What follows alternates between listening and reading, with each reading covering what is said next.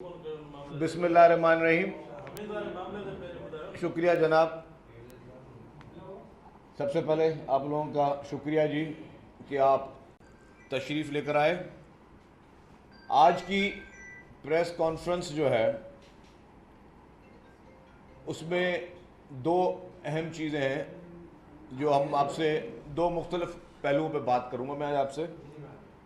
पहला पहलू डेफिनेटली सैलाब है और दूसरा पहलू भी एक और डेवलपमेंट है जो कि सैलाब से उसमें भी सैलाब का जिक्र ज़रूर होगा, लेकिन वो एक निहायती अहम और एक हसास नौइयत की चीज़ है।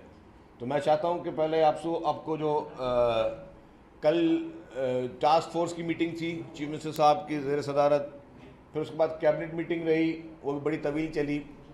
उसके बाद जो डेवलपमेंट्स हैं उसमें मैं आप सब लोगों को वो भी आगाह कर लूँ। जी पहले मैं शुरुआत करता हूँ उस वक्त जो पानी का रेला है गुड्डू पे इस वक्त 1,63,000 क्यूसिक इनफ्लो है, आउटफ्लो है 156,000 क्यूसिक। सक्खर पे 1,77,700 इनफ्लो है और आउटफ्लो है 1,76,100। कोटड़ी जो सबकी नज़रें कोटड़ी पे हैं क्योंकि कोटड़ी के बाद फिर ये पानी समंदर में जाना है, तो उस वक्त कोटड़ी में इस वक्त जो है वो जो आउटफ्लो है वो 6 लाख पे जा रहा है। ये थोड़ा टाइम काफ़ी ले रहा है, जो हमारी एक्सपेक्टेशंस भी थी उससे भी ज़्यादा टाइम ले रहा है।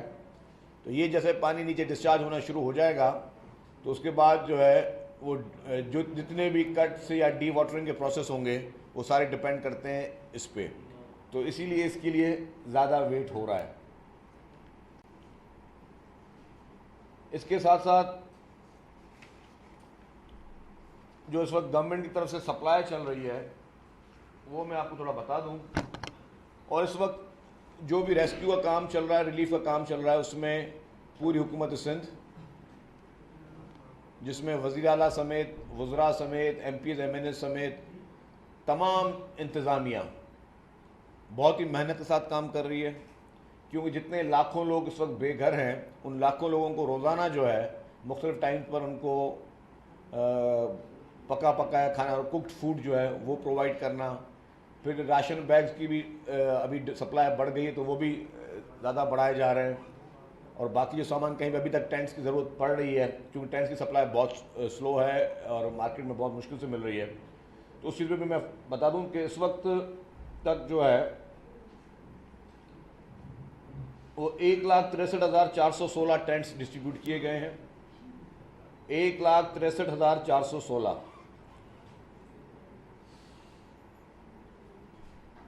और 2,10,041 जो है वो मॉस्किटो नेट्स डिस्ट्रीब्यूट की गई हैं। राशन बैग जो अभी तक डिस्ट्रीब्यूट किए गए हैं वो 3,50,668। By cooking stoves, folding bags वो थोड़ी थोड़ी तादाद है, वो सारी डिस्ट्रीब्यूशन उसकी चल रही है। अब राशन के लिए क्योंकि वेंडर्स को मैंने आपको पहले भी बताया था कि यूटिलिटी स्टोर को गवर्नमेंट ने ऑर्डर दिए थे, फिर यूटिलिटी स्टोर्स को ऑर्डर के बाद स्लो भी था यूटिलिटी स्टोर की सप्लाई और थोड़ी प्राइस भी हाई थी। फिर कैबिनेट ने और चीफ मिनिस्टर साहब ने कहा था उस वक्त भी कि जी जो प्राइवेट वेंडर्स हैं उनसे लिया जाए, क्योंकि हमें इस वक्त लोगों को हमारी प्रायोरिटी उनको कोई खुराक का प्रॉब्लम ना हो। तो फिर जो PDMA ने परचेज़ किए वो परचेज़ किए थे मुख्तलिफ वेंडर से जिसकी प्राइस यूटिलिटी स्टोर से कम भी थी और उसकी सप्लाई भी ज़्यादा थी। तो अब क्राइटेरिया कैबिनेट ने डिसाइड किया है, जो कल कैबिनेट में मीटिंग हुई थी, कि इसकी डिस्ट्रीब्यूशन का क्राइटेरिया क्या होगा। ये तो नहीं कि जो शख्स नहीं भी डूबा है या जो शख्स को नहीं प्रॉब्लम हुआ उसको भी गवर्नमेंट देगी। तो उसका क्राइटेरिया बनाए जी कि चीफ सेक्रेटरी साहब भी तमाम डिप्टी कमिश्नर्स को भी आगाह कर देंगे कि हर यूनियन काउंसिल की बेसिस पे ये डिस्ट्रीब्यूशन होगी। अगर कोई किसी भी एक शहर में, किसी भी एक गांव में कि अगर शहर कोई एक यूनियन काउंसिल अगर उसको नुकसान नहीं पहुंचा तो वहाँ डिस्ट्रीब्यूशन राशन की नहीं होगी। उसी शहर में, उसी इलाके में, उसके अगर नेबरिंग में कोई यूनियन काउंसिल में जितनी तबाही हुई है तो वहाँ के जो गवर्नमेंट ऑफिशियल्स हैं वो अपना सर्वे करेंगे, यूनियन काउंसिल के बेसिस पे इसकी डिस्ट्रीब्यूशन होगी। पूरे सिंध भर में राशन की डिस्ट्रीब्यूशन जो होगी वो यूनियन काउंसिल बेसिस पे होगी। उसके बाद जो एक और चीज़ है कि कल ये भी कैबिनेट में फैसला किया गया कि आज हम हेल्थ डिपार्टमेंट से का एक नंबर जो है वो हम उसकी तशहीर करेंगे, वो पब्लिक को देंगे। अगर कोई भी शख्स किसी भी इलाके में, किसी गांव में, किसी देहात में, किसी रिलीफ कैंप में या किसी जगह उसको किसी भी किस्म की कोई बीमारी होगी तो वो उस यूएन नंबर पे या जो भी वो कंट्रोल रूम का नंबर होगा उस कंट्रोल रूम के हेल्थ डिपार्टमेंट नंबर पे फ़ोन करेगा।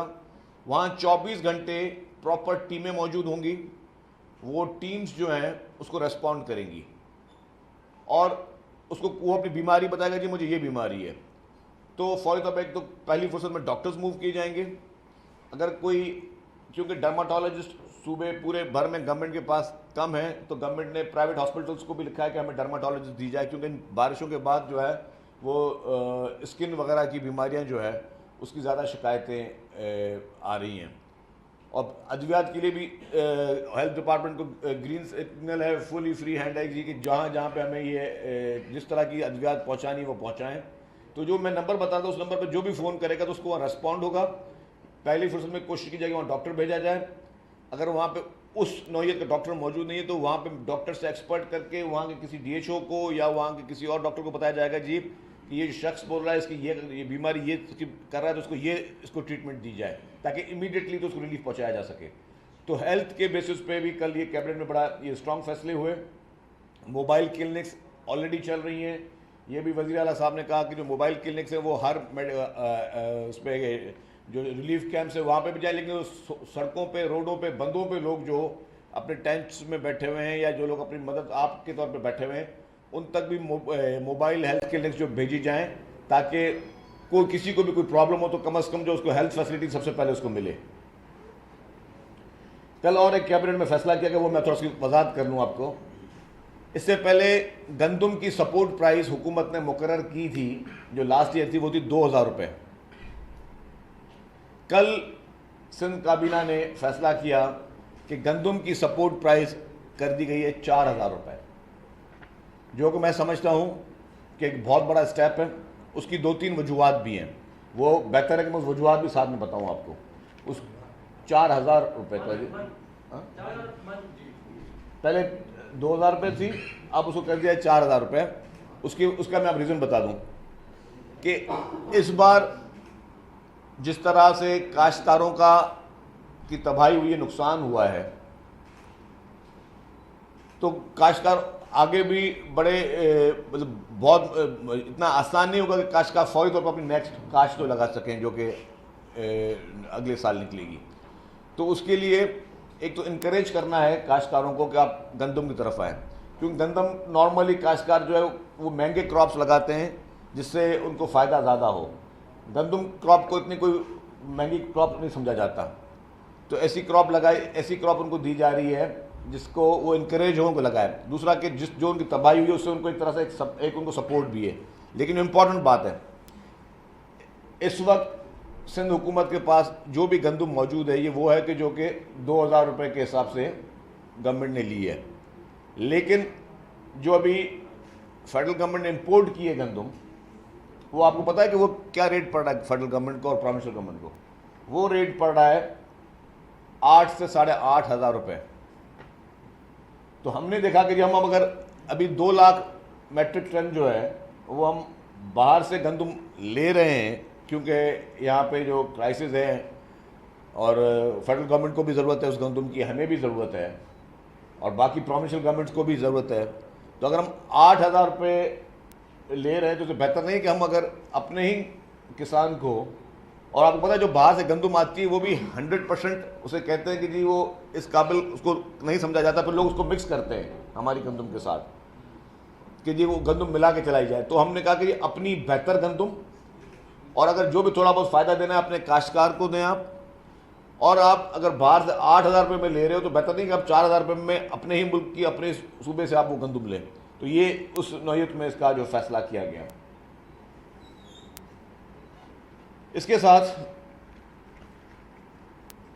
जिस तरह इस वक्त पूरे एक्सरसाइज में जो इस वक्त चल रहा है, इसमें कुछ इलाके ऐसे हैं अभी तक जहाँ पे पानी का जो है वो निकाल जो है वो नहीं हो पा रहा।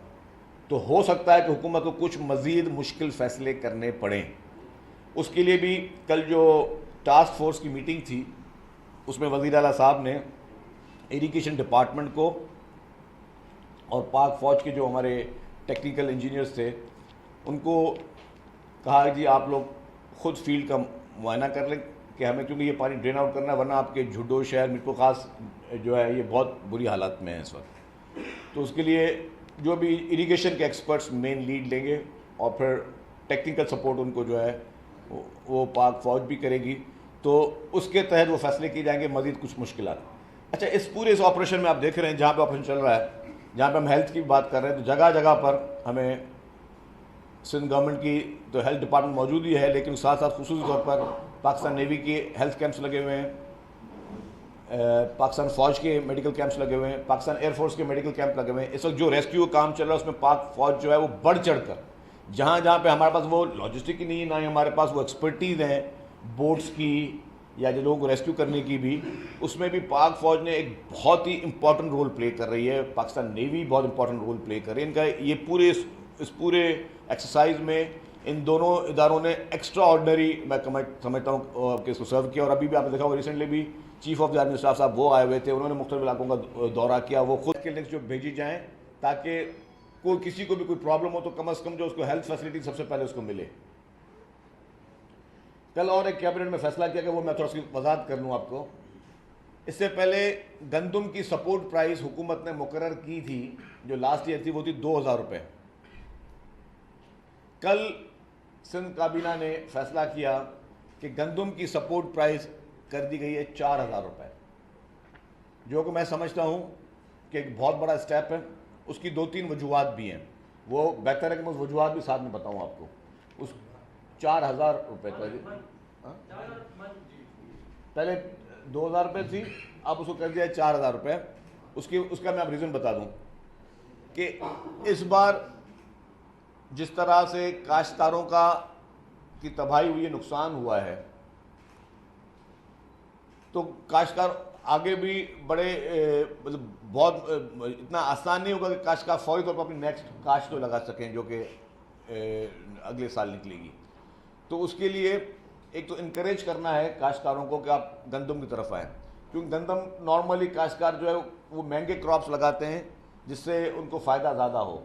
गंदम क्रॉप को इतनी कोई महंगी क्रॉप नहीं समझा जाता, तो ऐसी क्रॉप उनको दी जा रही है जिसको वो इनकरेज हो उनको लगाए। दूसरा कि जो उनकी तबाही हुई है उससे उनको एक तरह से एक उनको सपोर्ट भी है। लेकिन इम्पॉर्टेंट बात है, इस वक्त सिंध हुकूमत के पास जो भी गंदम मौजूद है ये वो है कि जो कि 2000 रुपये के हिसाब से गवर्नमेंट ने ली है। लेकिन जो अभी फेडरल गवर्नमेंट ने इम्पोर्ट की है गंदम, वो आपको पता है कि वो क्या रेट पड़ रहा है फेडरल गवर्नमेंट को और प्रोविंशियल गवर्नमेंट को? वो रेट पड़ रहा है 8 से 8500 रुपये। तो हमने देखा कि हम अगर अभी 2 लाख मेट्रिक टन जो है वो हम बाहर से गंदम ले रहे हैं, क्योंकि यहाँ पे जो क्राइसिस है और फेडरल गवर्नमेंट को भी ज़रूरत है उस गंदम की, हमें भी ज़रूरत है और बाकी प्रोविंशियल गवर्नमेंट्स को भी ज़रूरत है। तो अगर हम 8000 रुपये ले रहे हैं तो बेहतर नहीं कि हम अगर अपने ही किसान को, और आपको पता है जो बाहर से गंदम आती है वो भी 100% उसे कहते हैं कि जी वो इस काबिल उसको नहीं समझा जाता, फिर लोग उसको मिक्स करते हैं हमारी गंदम के साथ कि जी वो गंदम मिला के चलाई जाए। तो हमने कहा कि जी अपनी बेहतर गंदम, और अगर जो भी थोड़ा बहुत फ़ायदा देना है अपने काश्तकार को दें आप। और आप अगर बाहर से 8000 रुपये में ले रहे हो तो बेहतर नहीं कि आप 4000 रुपये में अपने ही मुल्क की अपने सूबे से आप वो गंदम लें। तो ये उस नौयत में इसका जो फैसला किया गया। इसके साथ जिस तरह इस वक्त इस पूरे एक्सरसाइज में जो इस वक्त चल रहा है, इसमें कुछ इलाके ऐसे हैं अभी तक जहाँ पे पानी का जो है वो निकाल जो है वो नहीं हो पा रहा। तो हो सकता है कि हुकूमत को कुछ मज़ीद मुश्किल फ़ैसले करने पड़ें। उसके लिए भी कल जो टास्क फोर्स की मीटिंग थी उसमें वज़ीर आला साहब ने इरिगेशन डिपार्टमेंट को और पाक फ़ौज के जो हमारे टेक्निकल इंजीनियर्स थे उनको कहा जी आप लोग ख़ुद फील्ड का मुआयना कर लें कि हमें क्योंकि ये पानी ड्रेन आउट करना है, वरना आपके झुड्डो शहर मिर्को खास जो है ये बहुत बुरी हालत में है इस वक्त। तो उसके लिए जो भी इरिगेशन के एक्सपर्ट्स मेन लीड लेंगे और फिर टेक्निकल सपोर्ट उनको जो है वो पाक फौज भी करेगी, तो उसके तहत वो फैसले किए जाएंगे मज़ीद कुछ मुश्किलात। अच्छा, इस पूरे इस ऑपरेशन में आप देख रहे हैं जहाँ पे ऑपरेशन चल रहा है, जहाँ पे हम हेल्थ की बात कर रहे हैं, तो जगह जगह पर हमें सिंध गवर्नमेंट की तो हेल्थ डिपार्टमेंट मौजूद ही है, लेकिन साथ साथ खुसूसी तौर पर पाकिस्तान नेवी के हेल्थ कैंप्स लगे हुए हैं, पाकिस्तान फ़ौज के मेडिकल कैंप्स लगे हुए हैं, पाकिस्तान एयरफोर्स के मेडिकल कैंप लगे हुए हैं। इस वक्त जो रेस्क्यू काम चल रहा है उसमें पाक फ़ौज जो है वो बढ़ चढ़ कर जहाँ जहाँ पे हमारे पास वो लॉजिस्टिक की नहीं है, ना ही हमारे पास वो एक्सपर्टीज़ हैं बोट्स की या जो लोगों को रेस्क्यू करने की भी, उसमें भी पाक फ़ौज ने एक बहुत ही इंपॉर्टेंट रोल प्ले कर रही है। पाकिस्तान नेवी बहुत इंपॉर्टेंट रोल प्ले कर रही है। इनका ये इस पूरे एक्सरसाइज में इन दोनों इदारों ने एक्स्ट्रा ऑर्डनरी मैं समझता हूँ कि इसको सर्व किया। और अभी भी आपने देखा हुआ रिसेंटली भी chief of the army staff साहब वो आए हुए थे, उन्होंने मुख्तलिफ इलाकों का दौरा किया, वो खुद पर्सनली एक चीज़ में इंटरेस्ट ले रहे हैं। तो इस वक्त और फेडरल गवर्नमेंट पूरी की पूरी, फेडरल गवर्नमेंट प्राइम मिनिस्टर साहब से लेकर पूरी फेडरल गवर्नमेंट जो इदारे इससे मुंसलिक हैं वो सब एक्टिवली इसमें पार्टिसिपेट कर रहे हैं। अच्छा, ऐसे पूरी कौम जो मैं कह रहा था, मैं दूसरा एक इंपॉर्टेंट इशू डिस्कस करना है, और मैं समझता हूँ कि इस इशू के बाद कम से कम मेरा दिमाग तो काम नहीं करता कि ये मुल्क आगे कैसे इसको हम लेकर जा रहे हैं। इस वक्त पूरी कौम, आपके तमाम ऑलमोस्ट सियासी क़यादत, आपकी अस्करी क़यादत, आपकी एनजीओज़ को हम क्यों भूलें इस पूरे एक्सरसाइज में, बहुत बढ़ चढ़ के आपके एनजीओज़ काम कर रही हैं, आपके मुखैर हजरात बहुत बढ़ चढ़ के कोशिशें कर रहे हैं। जिसका जो रोल आता है वो करता है। मीडिया, मैं कहता हूँ मीडिया भी अच्छी कवरेज कर रही है, जहाँ पे हम पे तनकीद हो रही है और उस तनकीद को हम भी एक्सेप्ट करेंगे। अच्छा है, अगर मैं कहीं पे किस इलाके पे मैं नहीं पहुँच सकता हूँ, अगर मुझे मीडिया बता रही है कि जी आप यहाँ पे नहीं पहुँचे, तो मेरा फ़र्ज़ है पहुँचना, मुझे इसमें मीडिया को क्रिटिसाइज नहीं करना चाहिए। पूरी कौम एक बनी हुई, लेकिन एक पॉलिटिकल पार्टी और एक वो शैतानी सिफत वाला वो शख्स, वो जिस गिरी हुई हरकत तक कल पहुँचे हैं, उसके बाद कम से कम मेरा दिमाग काम नहीं करता। ये सियासत हो नहीं सकती। हुआ क्या, एक जाली तस्वीर जो कि इंडिया के किसी स्टोर की है, उसको सोशल मीडिया पे पोस्ट किया गया। 600 से ज्यादा लोगों ने उस तस्वीर को रीट्वीट नहीं किया, सर्कुलेट किया। और टैग किसको किया? यूनाइटेड नेशंस को कर रहे हैं। आप किसको टैग कर रहे हैं? पूरी इंटरनेशनल जो भी डोनर्स इदारे हैं, आप उनको टैग कर रहे हैं। आप सबको क्या मैसेज देना चाह रहे हैं?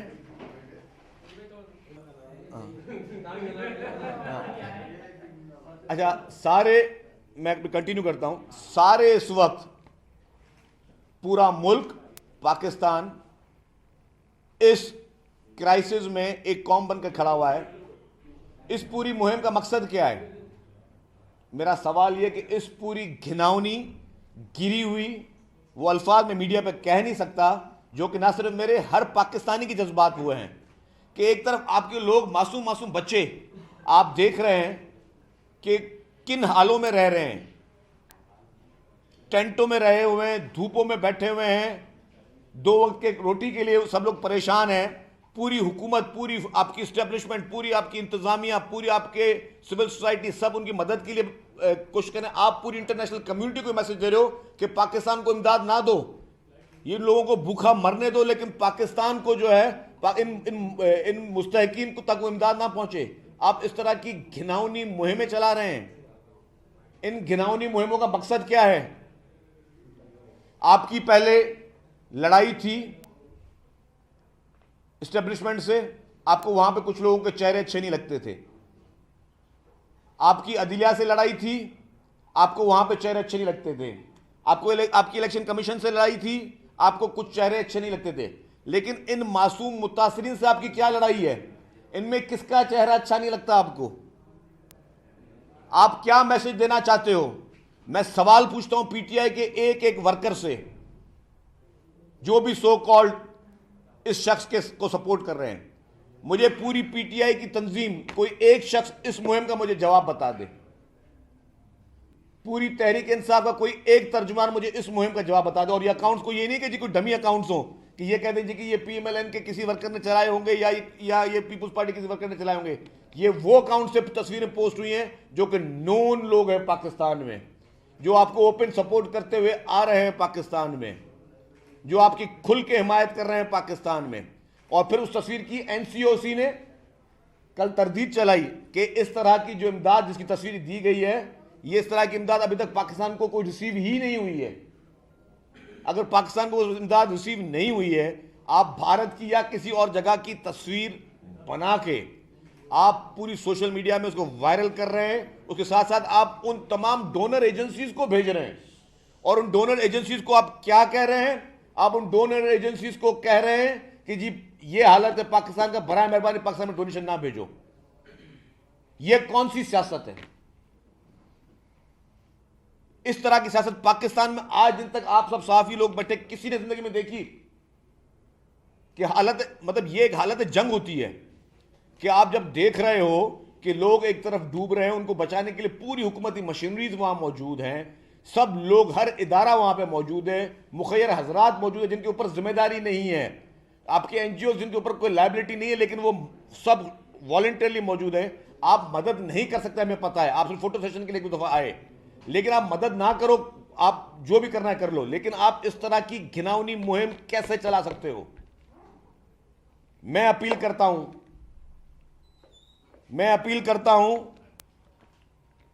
फेडरल गवर्नमेंट से, मैं अपील करता हूं इंटीरियर मिनिस्टर राणा सनाउल्लाह साहब से, और ये मैं जाती हैसियत में अपील कर रहा हूं, ये मैं कोई पार्टी की तरफ से मौकफ नहीं दे रहा, ना ही इंफॉर्मेशन मिनिस्टर की हैसियत से मौकफ दे रहा हूं। मैं जाती हैसियत में एज अ पाकिस्तानी मैं अपील करता हूं कि जो लोग भी इस मुहिम में शामिल थे, क्योंकि ये इजहार आज़ादी नहीं है, अगर इनके खिलाफ कोई कार्रवाई होती है तो कोई ये नहीं कह सकता जी इजहार आज़ादी के खिलाफ आप दबाना चाहते हैं। इजहार आज़ादी वो होती है कि आप कोई बात बोलना चाहो, आप कोई बोलने से रोक रहा हो। अगर आप झूठ फैलाना चाह रहे हो, और वो भी ऐसा झूठ जिससे लाखों करोड़ों लोगों को नुकसान हो सकता हो, क्या ये इजहार आज़ादी होगी? तो मैं राणा सनाउल्लाह साहब से, इंटीरियर मिनिस्ट्री से, FIA से, जितने भी इदारे हैं पाकिस्तान को, उन सबसे अपील करता हूं कि इस तरह की मुहिमों को अगर आपने डिस्करेज करना है फ्यूचर में भी, तो जो लोग इसमें शामिल थे इस घिनौनी साजिश में, जो कि ये साजिश थी उन मुतासरीन के खिलाफ, ये उन मासूम बच्चों के खिलाफ साजिश थी। आपने मासूम बच्चों के चेहरे देखे?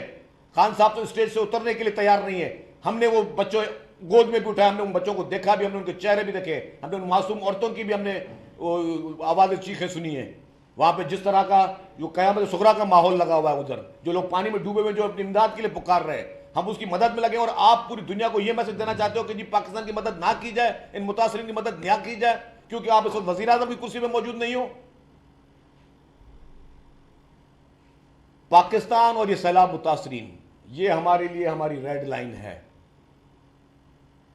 इनके ऊपर किसी किस्म की इस तरह की साजिश जिससे पूरी दुनिया को आप मना कर रहे हो कि इन लोगों तक इमदाद ना पहुंचे, इससे मैं लफ्ज नहीं कहता, गिरी हुई चीज पॉलिटिक्स में मैंने कभी नहीं देखी, और मैं कहता हूं ये पॉलिटिक्स है भी नहीं, ये सियासत हो ही नहीं सकती।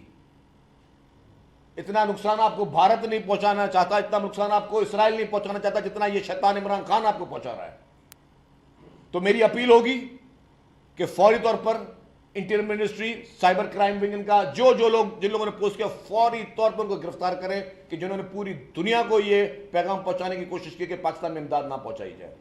और मैं पर्सनल जाती हैसियत में मैं सिंध हाई कोर्ट में रिट पिटीशन दाखिल करूंगा कि ये जो चीज जो कि एक साजिश की गई, इसमें अदालत जो है वो एक्शन ले, क्योंकि मैं फिर कह रहा हूं this is not the freedom of speech, ये घिनौनी गंदी साजिश है। ये मिसाल के अगर कोई शख्स वेंटिलेटर पर मौजूद हो और कोई खामोशी से चुपके से उसके वेंटिलेटर का कनेक्शन काट दे, कोई ऑक्सीजन पे मौजूद हो, कोई खामोशी से ऑक्सीजन का कनेक्शन पीछे काट दे ताकि तड़प के मरे, ये वो हरकत की पीटीआई और इमरान खान ने। और अगर है जुर्रत इसके पीटीआई में, अगर है जुर्रत इनके तर्जुमानों में, तो आए इसको डिफेंड करें। और मैंने पहले कहा कि जैसे पहले हमें कहते थे कि जी ये वो मुहिम जो चली इदारों सरबराह वो हम नहीं थे, वो फलाने थे, हर बार झूठ के, इसमें तो आपके बड़े बड़े नामवर लोगों के चेहरे सामने आ रहे हैं कि जो हमेशा पीटीआई को सपोर्ट करते रहे, नॉन टीवी पे आते रहते हैं, उन लोगों ने बैठकर ये इस तरह की साजिशें की हैं बैठकर। और डायरेक्ट डेफिनेटली अगर शहबाज गिल टीवी चैनल पे कोई गलत हरकत करता है तो साजिश के ताने बाने बनी गाला से इमरान खान से मिलता है। रोजाना इदारों के खिलाफ जो ट्रेंड चलते हैं वो साजिशों के ताने बाने इमरान खान और बनी गाला से मिलते हैं। ये ट्रेंड कोई भी चीज जो है पता कि सोशल मीडिया का सरबराह भी इमरान खान खुद ही है, उसकी मर्जी के बगैर हो नहीं सकती। जिस तरह की ये गिरी हुई हरकत है, इससे इंसान को मैं समझता हूँ कि डूब मरने का मुकाम है।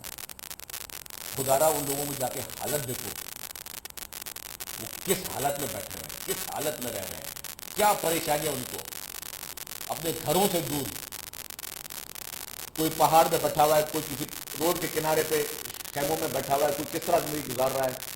आप चाहते हो कि उनकी रोजी रोटी बंद हो जाए, उनका राशन बंद हो जाए, उनकी इमदाद बंद हो जाए, क्योंकि आप हुकूमत में नहीं हो। इससे मैं समझता हूं कि गिरी हुई हरकत, इससे गिरी हुई कोई भी चीज जो है वो नहीं हो सकती, क्योंकि इमरान खान साहब इस वक्त उनका एजेंडा क्या है कि हुकूमत चाहिए, उनका एजेंडा क्या है कि तमाम इदारों सरबराह उसको अपनी उंगली पे चाहिए। पूरी दुनिया को, पूरी कौम को बेवकूफ़ बनाया हुआ है कि अमेरिका की गुलामी नामंजूर, अमेरिका की गुलामी नामंजूर। कल इमरान खान साहब जो है वो रॉबिन राफ्ट जो है इनके यूएस एम्बेसी के, उनसे छुप छुप के मिल रहे हैं, जो कि 10 जगहों पर ये चीज़ हुई है। मुझे इसकी, मैंने खुद मुलाकात को देखा नहीं, लेकिन मैंने भी उसी को बहुत बड़े बड़े मशहूर जो हमारे सहाफ़ी हैं, मुल्क के क्रेडिबल सहाफ़ी, उनके वो मैंने पढ़े हैं कि खुद आप जो है वो जिस मुल्क के लिए पूरे पाकिस्तान को आप नफरत पैदा कर रहे थे कि जी ये मुल्क हमें डिक्टेशन देना चाहता है, मैं इस मुल्क के खिलाफ हूँ, उन्हीं लोगों के डिप्लोमेट से आप छुप छुप के बनी गाला में बैठ के मुलाकातें कर रहे हो। डूब मरने का मुकाम है इमरान खान तुम्हारे ऊपर, तुम्हारी सियासत के ऊपर, तुम्हारी सोच के ऊपर, तुम्हारे तर्ज हुक्मरानी के ऊपर, तुम्हारे इस पूरे तरीके के ऊपर। यह कौम मजीद इस तरह के शख्स को बर्दाश्त नहीं कर सकती, क्योंकि इस वक्त ये शख्स इदारों का दुश्मन है, अदल का दुश्मन है, कानून का दुश्मन है, सियासतदानों का दुश्मन है, अवाम का दुश्मन है, मुल्क का दुश्मन है। लेकिन इस बार तो उन सैलाब मुतासिरीन का भी दुश्मन साबित हो गया। इसको पूरी कौम से नफरत है। इस स्टेप के बाद मैं ये कह सकता हूं, इस गिरी हुई हरकत के बाद मैं कह सकता हूं ये उसको पूरी कौम से नफरत है। अगर इसको वज़ीर आज़म नहीं बनाया तो ये पूरे पाकिस्तान से नफरत है, इसको पाकिस्तान की कौम से नफरत है। ये शख्स मजीद इस कौम पर जो जो अभी तक हरकतें कर रहा है, इसको फौरी तौर पर जितने भी कानूनी इदारे हैं, कानून के दायरे में रहकर फौरी तौर पर कार्रवाई करें। और मैंने पहले जिस तरह कहा कि जिस तरह का इन्होंने कल घटिया और गिरी हुई हरकत की है, सॉरी फॉर माई वर्ड्स, जिस तरह की कल इन्होंने हरकत की है, उसके बाद तो ये पीटीआई के वर्कर्स जाके इनसे पूछें क्या जो सैलाब में मुतासरीन जो इस वक्त परेशानियों में हैं, जो मासूम बच्चे जो इस वक्त पूरे चैलेंजेस का सामना कर रहे हैं, क्या यही अमेरिकन गुलाम है? इनसे आप बदला लेना चाह रहे थे। आपकी दुश्मनी चंद लोगों से हो सकती है, आपके सियासी मुखालफिन से हो सकती है, इलेक्शन कमीशन के सरबराहों से हो सकती है, बाकी इदारों सरबराहों से आपको अच्छे लगते नहीं लगते, लेकिन इन गरीबों ने आपका क्या कसूर किया था? And enough is enough. तो मैं फिर फेडरल गवर्नमेंट से अपील करूंगा कि फौरी तौर पर राना सनाउल्लाह साहब, आपको एक मनसब दिया गया है, फौरी तौर पर इन लोगों के खिलाफ सख्त से सख्त कार्रवाई करें, क्योंकि ये लोग किसी भी सूरत में काबिल नहीं है कि जो इतनी गंदी सोच रख के पूरी दुनिया को मैसेज दे रहे कि पाकिस्तान में इमदाद बंद की जाए। तो ये चंद गुजारिशात थी।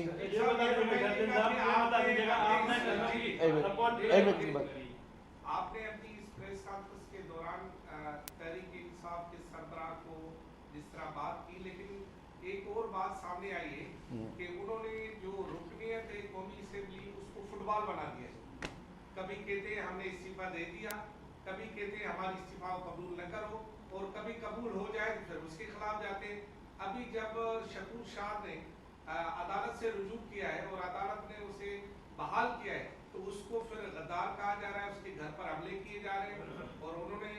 कहा भी है अगर मुझे कुछ भी हुआ तो उसकी जिम्मेदारी इमरान, तो ये फुटबॉल क्यों बना रहे हैं रुकने से? देखिए ये इससे फिर एक और बार ये शख्स तो झूठ बहुत छोटा लफ्ज़ है इस शख्स के लिए, इमरान खान के लिए।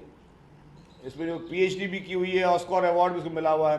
PTI ने कहा कि जी हमारे मेंबरान ने इस्तीफ़ा दिए हैं।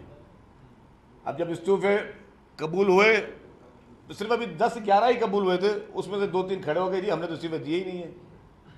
और जो खड़े हो गए जो कि हमने इस्तीफे नहीं दिए, जैसे आपने बात की शकूर शाह ने, तो क्या किया इन्होंने उसके साथ? उसके घरों पे हमले, उसके खिलाफ मुजाहरे, शो कॉज नोटिस। भाई आपने तो पहले ये डिक्लेरेशन दिया कि हमारे जितने भी मेंबर थे सब के सब इस्तीफा दे दिए हैं। ये सिर्फ 11 के बाद 11 में से अगर 2-3 निकले ना, जब ये सब के सब कबूल होंगे तो आधे खड़ी हो जाएगी PTI कि हमने इस्तीफा दिए नहीं। ये तो ये शख्स ये पागल शख्स है जो अपनी दिमागी तवाज़ुन ठीक नहीं है, और ये इसका माइंडसेट जो है ना वो किसी डिक्टेटर से कम नहीं है। अगर शकूर शाह ने ये कह दिया कोर्ट में जाके कि जी मैंने इस्तीफा नहीं दिया है, तो आप उसके घरों पे जाके हमले करोगे, तो ये बदमाशी, गुंडागर्दी, डिक्टेटराना तर्ज अमल, ये सिर्फ आपको PTI में मिल सकता है और कहीं नहीं मिलेगा। अच्छा सर, ये हाँ, माजी में जो गन्ना की सपोर्ट प्राइस है वो 4,000 रुपये मन प्रति है, मतलब 100 रुपये किलो गंदम। तो इस बुनियाद पे आटा जो है वो अब 100 से ज़्यादा मिलेगा, 100 से कम रुपये किलो आटे मिलने का इम्कान नहीं है। दूसरा मेरा सवाल ये कि हमारे सीनियर साहब ही हमीद सुंदर साहब, हम इनकी शिकायत आपको पहले भी कर चुके हैं, उनसे जान से मारने की धमकियाँ दी गई, आपने क्या एक्शन लिया, आपकी पुलिस ने क्या एक्शन लिया, मुकदमा दर्ज हुई थी 3 लोगों? दो बातें, पहले मैं करता हूँ अपने साहब हमीद सुनो साहब की बात की, बिल्कुल हमारे भी वो दोस्त हैं, भाई हैं। जैसे जैसे उनकी शिकायत की आई तो हमने फौरी तौर पे जो है वो इन्होंने कंप्लेंट भी दाखिल की, पुलिस को कहा है डेफिनेटली इस के कोई 4-5 दिन हो गए तो पुलिस को टाइम लगेगा, कैसे जैसे केस डिटेक्ट होगा तो उसकी पेशरफ आ जाएगी। अब आ जाए गंदम की बात पर, मैंने 4-5 दिन मैंने भी कहा था, तो अब आ जाए गंदम की बात की। गंदम की बात आपको पता है कि इस वक्त भी हुकूमत सब्सिडी दे रही है गंदम पर, और आपने गंदम की प्राइस की बात की, कल इस पर बड़ा कैबिनेट में डिटेल डिस्कशन हुई है, और हमारी कोशिश यही है गवर्नमेंट की कि गंदम की भले सपोर्ट प्राइस हम कुछ भी दे रहे हैं वो किसान को दे रहे हैं, लेकिन जो सब्सिडी दे रहे हैं वो हम दे रहे हैं पब्लिक को दे रहे हैं। तो वो जो गंदम है, और इस बार हमने ये टारगेट किया है कि जी हुकूमत क्या कहती है सब्सिडी देती है, उसके बाद चंद दुकानदार जो अपनी मर्जी से बेच रहे होते हैं तो सब्सिडी आपकी ड्रेन हो रही होती है। तो ये एक कमेटी भी बनाई है चीफ मिनिस्टर साहब ने जो इसका मैकेनिज्म बनाएगी। उस कमेटी में मिनिस्टर एग्रीकल्चर मंदू वसान साहब भी होंगे, मिनिस्टर फूड भी होंगे, और कुछ ऑफिसर्स को भी उसमें रखा गया है, एक और भी कोई मिनिस्टर साहब को रखा गया है शायद। तो उसमें अब ये एक भजन तो उसमें ये फैसला किया गया कि ये कमेटी पूरी इसके SOPs बनाएगी, और हम लोग इस बार ये करेंगे जो आटा है वो सस्ता आटा, उसकी हम जो भी इस तरह के लोग जो अफोर्ड नहीं कर सकते उन इलाकों में गवर्नमेंट का एक प्रोपोजल ये है कि वहाँ स्टॉल लगा के आटा जो है वो बेचा जाएगा। क्योंकि लेट सपोज कोई गंदम की अभी सब्सिडी है, तो गंदम की सब्सिडी किसी मजदूर ने जो है वो भी अगर लेनी है 50 रुपये में, तो किसी ऐसा शख्स जो साहिब ऐसे थे वो भी 50 रुपये में ले रहा है, तो ये सब्सिडी का फ़ायदा तो नहीं हुआ। सब्सिडी का फ़ायदा तब है जब एक्चुअल मुस्तहक को उन इलाकों में सस्ते रेटों पे गवर्नमेंट प्रोवाइड करे। तो यही इसका मैकेनिज्म 1 हफ्ते में टाइम दिया है चीफ मिनिस्टर साहब ने उस कमेटी को कि मैकेनिज्म तय करें कि जिससे हम लोग बेहतर तरीके से इसकी डिस्ट्रीब्यूशन को यकीनी बना सकें। आपने बताया कि जिस तरह से डिस्ट्रीब्यूशन और मामले को देखेंगे, आटे की कीमत के हवाले से अभी भी हम प्राइस देखें तो शहर में 100+ आटे की कीमत है।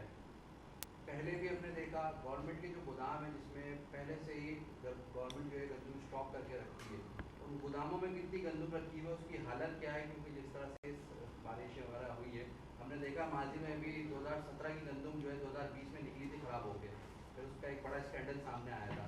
वो ज़रा नंबर्स बता दें मुझे। दूसरा ये बता दें कि सैलाब नुकसान की एक्चुअल नंबर्स क्या हैं जो लोग इफेक्टेड हैं वहाँ पे सिंध के अंदर का बात करूँ, और कितनों तक इमदाद पहुँची है। जब भी आप लोगों के मिनिस्टर जिस तरह आप बता रहे हैं ग्राउंड पे जा रहे हैं तो उन्हें सख्त मज़ाहमत का सामना करना पड़ा है, इसीलिए कि उन तक इमदाद नहीं पहुँच पा रही। तो ज़रा इन दोनों चीज़ों को क्लियर कर दें और फिगर ज़रा मुझे बता दें। बात आपका जो गंदम की बात पे, आपका सवाल अच्छा था। हमेशा ये भी मैं अनाउंसमेंट करने में भूल गया कि हमेशा गंदम जो है वो 15 अक्टूबर को गवर्नमेंट रिलीज़ करती है। इस बार जिस तरह प्राइसेस बढ़ रही हैं क्योंकि डिमांड बढ़ गई है। डिमांड क्यों बढ़ गई आपको भी पता है, मुझे भी पता है कि सब के सब लोग जो है वो राशन बैग्स की बनाने में लग गए। हर स्टोर को, बड़े स्टोर को, छोटे स्टोर को, दुकानदारों को सिर्फ ऑर्डर चल रहे हैं जी राशन बैग्स बनाने। हम राशन बैग मुखैर हजरात भी बना रहे हैं, एनजीओज भी बना रही है, गवर्नमेंट भी बना रही है, सूबाई गवर्नमेंट भी बना रही है, फेडरल गवर्नमेंट भी बना रही है। हर आदमी राशन बैग्स बनाने में लगा हुआ है, बिजी।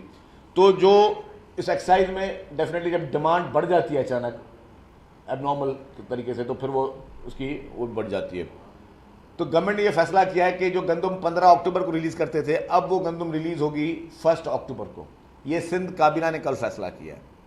अब 1 अक्टूबर को गंदम रिलीज़ होगी और वो गंदम पहुँचाई जाएगी। जहाँ तक आपने कहा कि बारिशों में कुछ गंदम ख़राब हुई होगी, डेफिनेटली कल इस पर भी डिस्कशन हुआ है कि हो सकता है 3 से 4% या मैक्सिमम 5% गंदम जो है ख़राब नहीं कहूँगा, थोड़ी वो वेट हुई होगी। अब उसको डेफिनेटली जब ये पानी उन जगहों से जाएगा तो एग्जैक्ट फिगर्स आएंगे, क्योंकि आपके गोडाउन बड़े, जब आपके पूरे के पूरे शहर के शहर 4-4 फुट 5-5 फुट डूब गए तो वहाँ मुश्किल है। लेकिन फिर भी जो जिस तरह की वो वहाँ पे प्रेजेंटेशन सेक्रेटरी फूड ने दी थी कि जी हमने काफ़ी उनको प्रोटेक्शन की हुई है, तो मैक्सिमम अगर कुछ उसका गंदम का ऐसा कोई इफेक्ट हुआ होगा तो 4 से 5% हुआ होगा, इससे ज़्यादा नहीं हुआ होगा। ये सेक्रेटरी फूड ने ये कल चीज़ बताई। जहाँ आपने फिगर्स की बात करेंगे, पूरा सवाल पूछूँ जी आपको फिगर, मैं आपको पूरा लेटर दे देता हूँ पूरा डिटेल कि मैं एरिया वाइज दे देता हूँ, कौन से शहर में किस इलाके में कितने राशन बैग्स दिए गए हैं, कौन से शहर में किस इलाके में कितनी चीज़ें दी गई है। आपको मैं बात बता दूँ, आपने कहा कि जी सप्लाई अपना लोगों को नहीं पहुँच रहा।